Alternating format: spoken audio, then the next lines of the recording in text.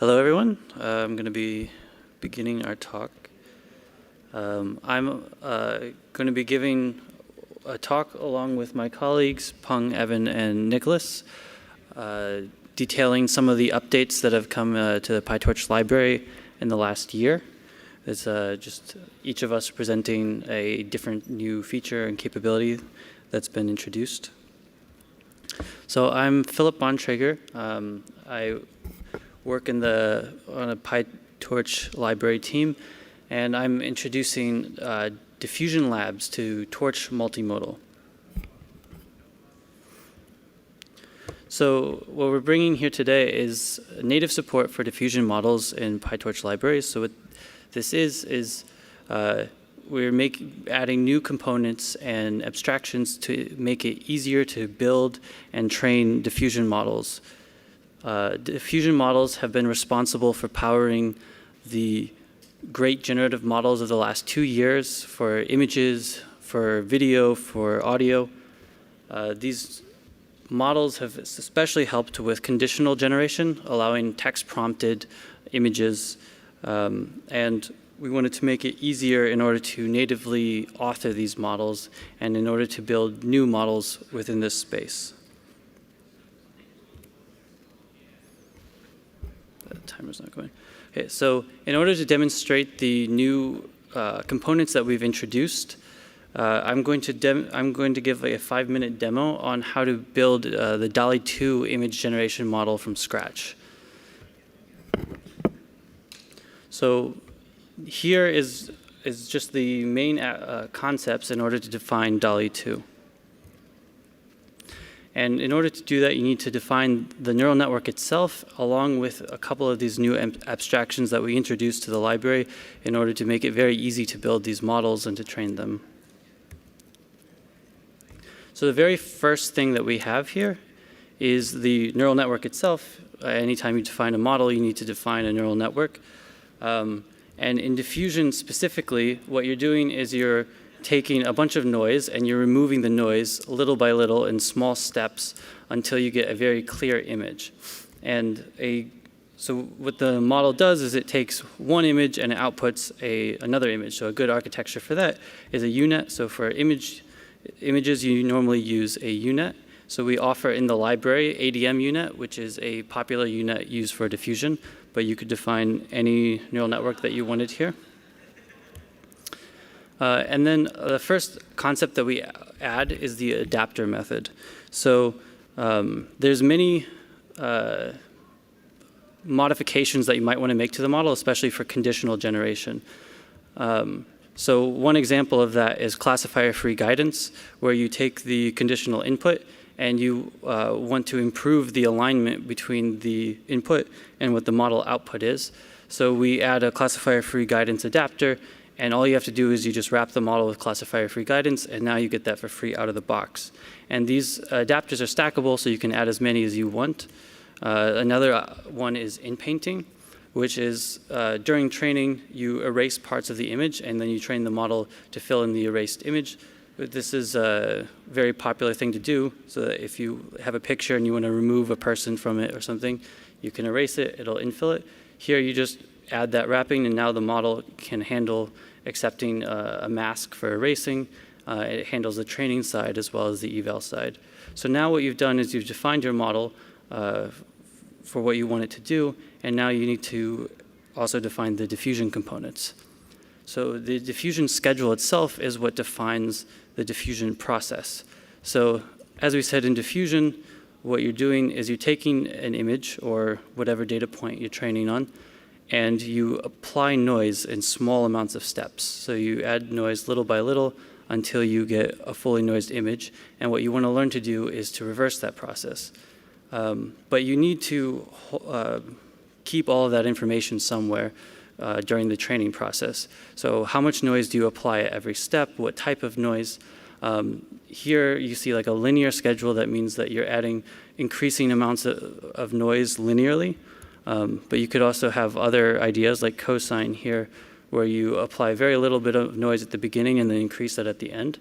So what we have here is we can just define that we want discrete types of noise, we want Gaussian noise, and we want 1,000 steps applied linearly. So you just define that, and now you just pass that onto your model, and it handles, once it has that information, it knows what type of diffusion process you're training, and it handles everything else for you.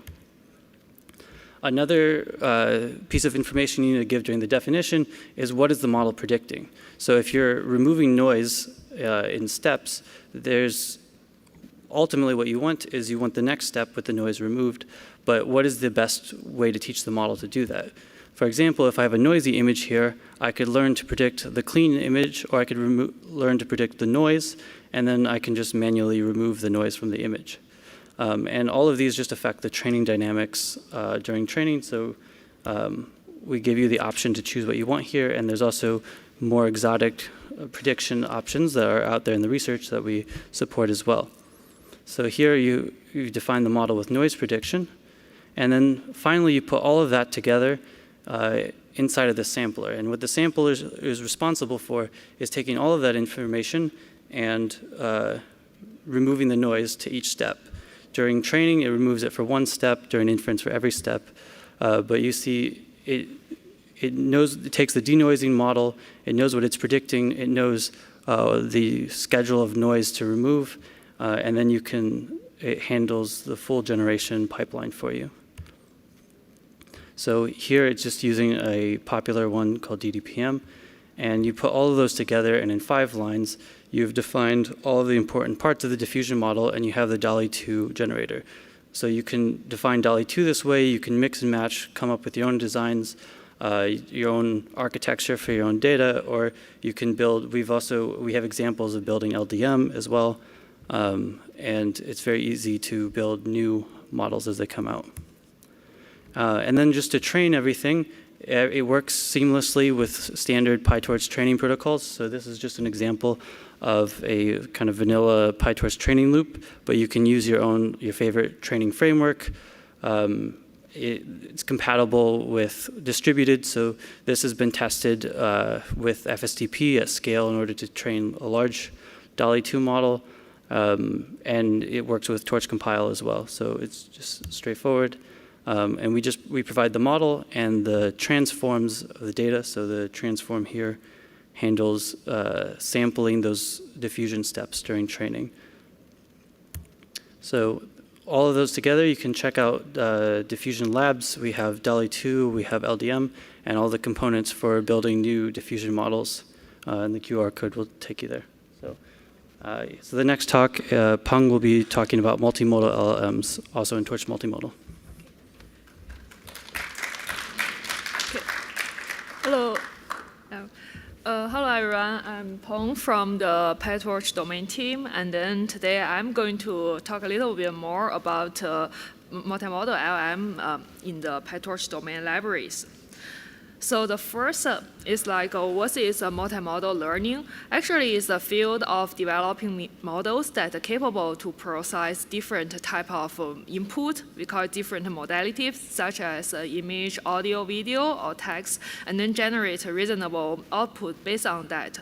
A main challenge for this field is the high cost of the computation of the vision model training and the language model training. For example, currently, even for the text-only language models, it already has a model size of 10 or hundreds of billions of parameters. So that makes it super hard to training this kind of model from scratch. A natural idea is to leverage the pre-trained uni-modality models to do this work instead of training everything from scratch. And then the idea here is to align the multimodality to make sure the different modalities can understand each other. And then once they got aligned, we can leverage the pre-trained models. Here in the PyTorch domain library, we recently authored a BLIP2 model because it's a nice idea to bridging the modality gap by bootstrapping the vision and language representations, and then also make sure the visual representations can be interpreted by the frozen language models. Here is an example. We have like using the PyTorch library, blip2, to generate image captions for these cute bunnies. And then the users just need to provide like processing using the TorchVision library, and then pass the input in the blip2, and then it's ready to generate this caption. So if we zoom in a little bit about the model itself, actually blip2 include 2 stages pre-training. In the first stage, we have light-weighted transformer architecture named query transformer or Q-former. The first stage is enforce Q-former to align the text representations as close as possible for the image representations. And then for the second stage is to make sure the language model can be understand the output from the Q-former. And then we do the generative task for the stage 2. For our implementation, we have been put a lot of effort to set high bar for the readability and the reusability for those general components. First, we guarantee all these modules are native PyTorch modules, and then we follow the design principle of using composition over inheritance to make sure all these components are very easy to use as a building block for other model architecture or implemented in any training framework. And then the other thing we focused on is the flexibility for exploration. Here are 2 examples. One is first, we guarantee it's very easy to replace any type of the vision encoders. So user just need to define their own frozen vision encoder, and then make sure the dimension match between the encoder and the Q-former, then it's ready to go. And then the second thing is like we provide the flexibility to turn on and off different tasks. Because blip2 has a multitask setup, so we provide the option to turn on and off those contrastive loss, image text matching, or generative tasks. And then the other thing we also taking care of is the compatibility with the training frameworks for the exploration or generation. So we have enabled the text generation from like a 2-stage training. So if you don't like the language model part, it's also possible to generate text from the Q-former only. And then it's very simple, so user just need to define the generation utils for the wrapper layer for the model, and then load the checkpoint, then it's ready to go. In the PyTorch domain implementation, we also can experiment with the Llama 2 as a frozen language model. So using Llama 2 is also quite straightforward. So the user just need to load the frozen model and then feed the Q-former output to the model. User also has the flexibility to define their own prompt as a Llama input, and then the Q-former output, and then the Llama input will be concatenated together to serve for the stage 2 training. Yeah, please try this out. Yeah, that's all for the multimodal part. So I'm going to pass to my teammate Evan for the self-supervised learning. Thank you.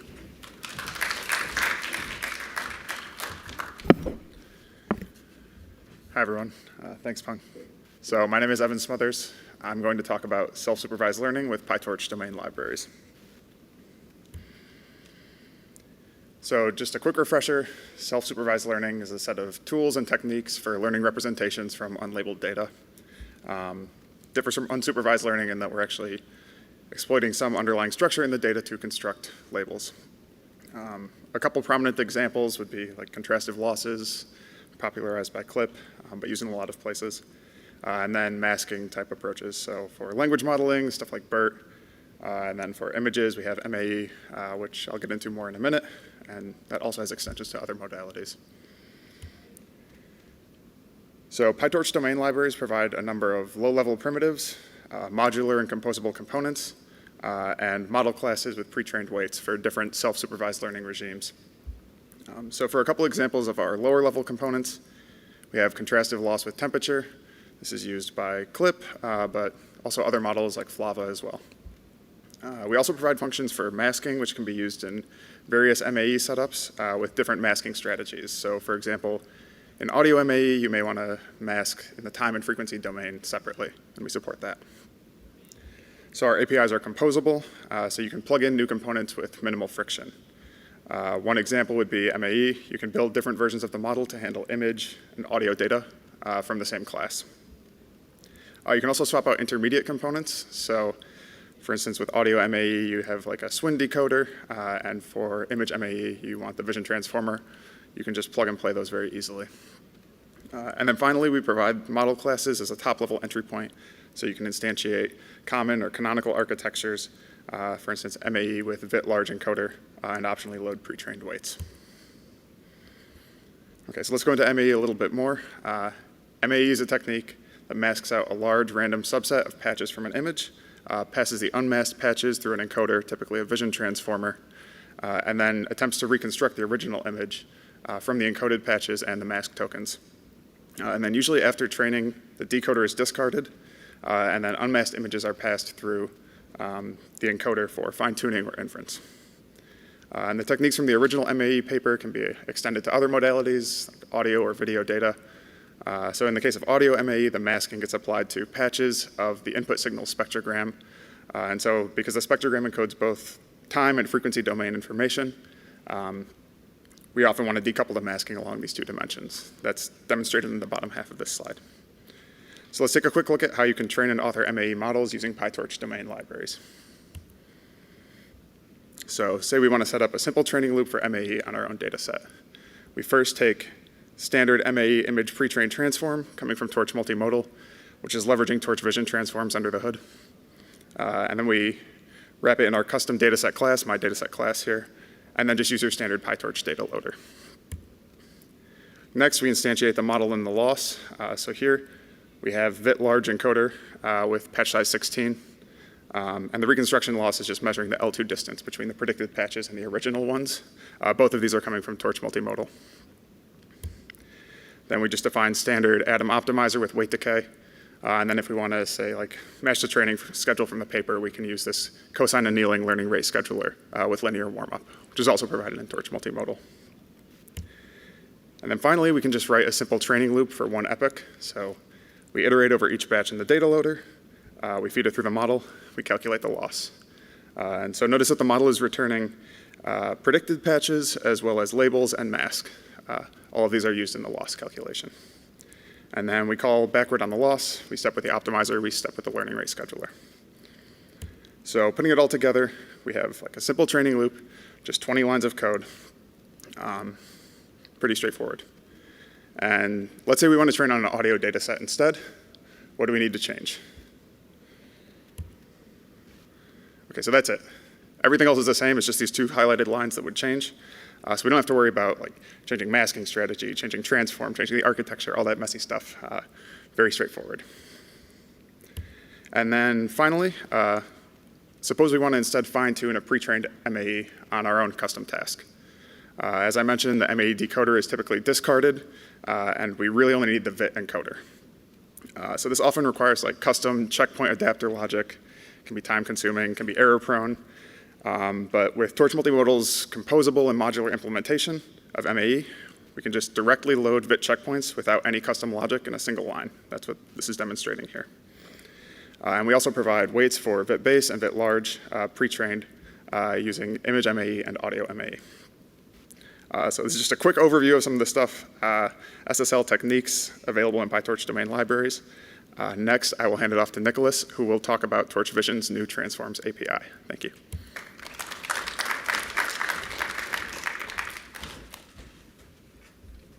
Hi everyone, I'm Nicolas. I'm part of the TorchVision team, and I will present the new transforms that we have in TorchVision, transforms that you can use for data augmentation and that now support not just classification, but also detection, segmentation, and video tasks.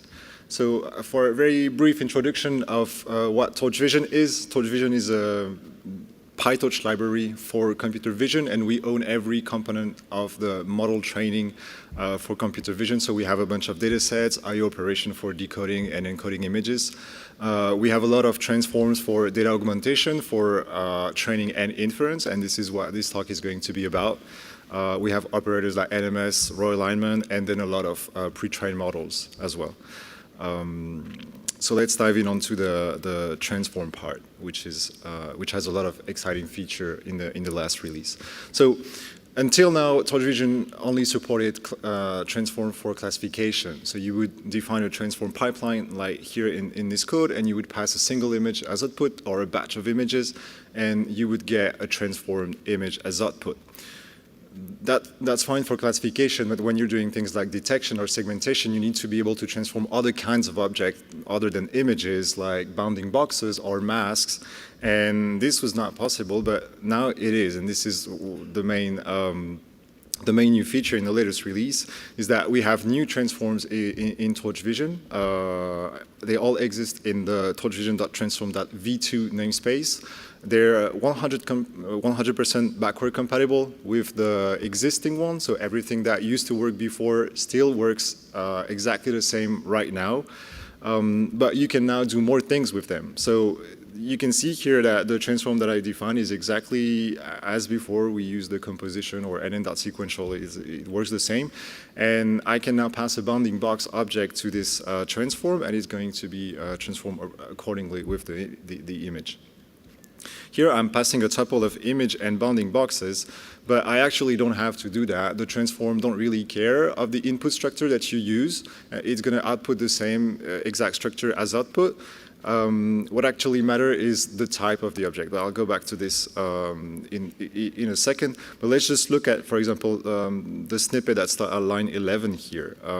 Before I was passing a tuple of image and bounding boxes, and in this more complex example, I define a target dictionary which has a bunch of keys. Some of them will be passed through, some of them will not. And I can also pass that as an input to the transform, and I'll get the exact same structure as an output. And the way this works is that we now have tensor subclasses. We have one for bounding boxes, one for mask, and one for videos. And when you pass any kind of input to the transform is going to flatten this thing, and it's going to look at the type of the object, and it's going to look, for example, okay, this object has type bounding box, so I'm going to transform it as a bounding box. And if it's an image or a pure tensor, I'm going to transform it as an image. So the dispatch mechanism of this transform is based on the class or the type of the object. So the rest is still passed through. So if the transform sees something that is not a bounding box or a mask or a video, for example, here you have a string on line 16, it's just a string, or it could be an integer or whatever, this is just going to be passed through. This is very useful typically when you're debugging. This string could be the path of the image, for example, so that if you have a problem or if you want to figure out how this specific image got transformed, you can retrieve it through this mechanism.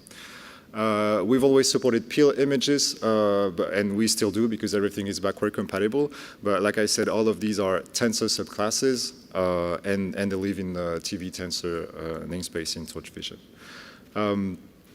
Even if you don't really need to do detection or segmentation, you might still be interested in using this new transform because they're a lot faster than before.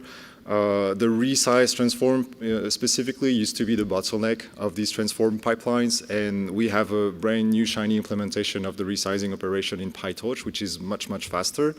And in the case of like reasonably simple classification pipeline, you can expect improvement up to 40%, but even when you have more transform involved in your pipeline, you should be able to expect some significant improvement. Which is especially important if you're bounded on the pre-processing. And we now ship with libjpeg turbo as well, so the decoding step for images is also faster in TorchVision. So we have a bunch of extension points. You can define custom transform. Of course, it's very easy because transforms are just nn.module, so you just implement a forward pass, and that's pretty much it. You can just plug it into another pipeline of transform. And we also have an interesting mechanism if you want to implement your own tensor subclasses. So as I described before, we have built-in support in TorchVision for bounding boxes, masks, and videos, but maybe you need to transform other kinds of objects. For example, if you're doing key point detection, you can definitely implement your own key point tensor subclass, and then we have a public registration mechanism in TorchVision for you to say, okay, this is how you need to transform my key point for this specific transform. So here you can define, for example, what it looks like to transform a key point for the horizontal flip transform, and then you'll be able to use the built-in TorchVision transform, which is called random horizontal flip. And you'll be able to transform your key point alongside your images or bounding boxes and masks and whatever. And you can do that for every single transform. We have a lot of docs. We spend a lot of time writing documentation. And I'm sure that any question you might have is probably answered somewhere in this documentation. So please feel free to read them and check them out. And that's it for me. Thank you. Main takeaway from this talk is use TorchVision.transform.v2. They do more things and they're faster. And we have a bunch of links, so when the slides are online, you'll be able to learn more about what we all just presented. And we also want to thank and acknowledge our team members, because all of this is very much of a team effort. Thank you.